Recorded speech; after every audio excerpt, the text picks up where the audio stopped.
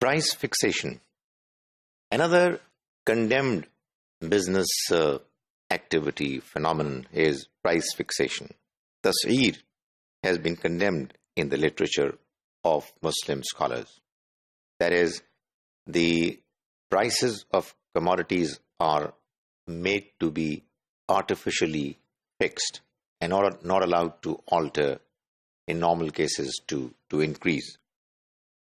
It is mentioned that in ahadith, the Prophet, may God's mercy be on him, has condemned price fixation and is reported to have said that these fluctuations in prices are from God, and he would not like to meet God in a way that he was guilty of fixing prices.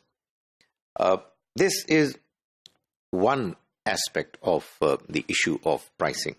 However, this obviously is something that has got to do with artificial caps, restrictions on prices.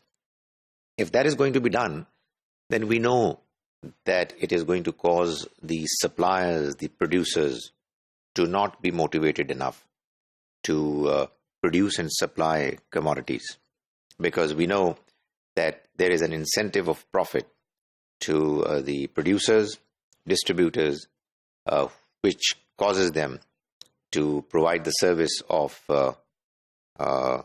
enabling the products that people need to be available in the market.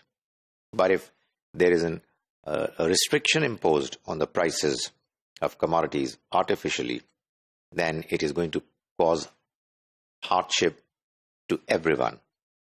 Producers are not going to be motivated enough.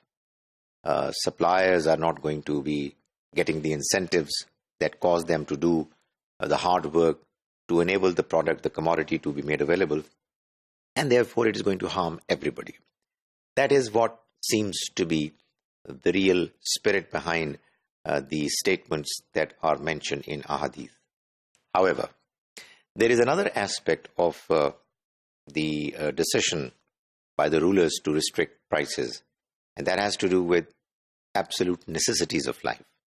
Sometimes greedy producers, traders, businessmen, they raise the prices of their commodities unnecessarily, unjustifiably. And this causes hardship to the common man, more particularly in matters of commodities where they are bound to. It is a part of their necessity, need, that they consume it. In case of necessities, if prices are raised, ordinary people are still forced to buy them. And obviously, it's going to be a hardship. It's going to be an unnecessary burden on them to buy such commodities. Therefore, the condemnation of price fixation or interfering in the price mechanism is actually a condemnation that has to do with the interference in the normal way prices are fixed in a market, when demand and supply are in equilibrium and they together decide naturally what prices should be.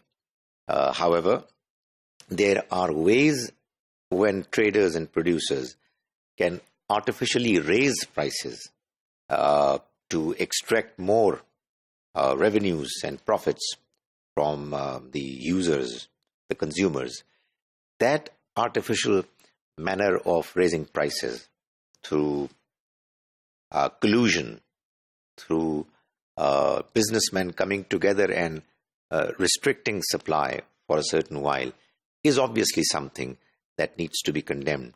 And therefore, the price fixation which has been condemned is condemned in the category of those prices where it's the natural interplay of demand and supply that arranges for prices to be a certain.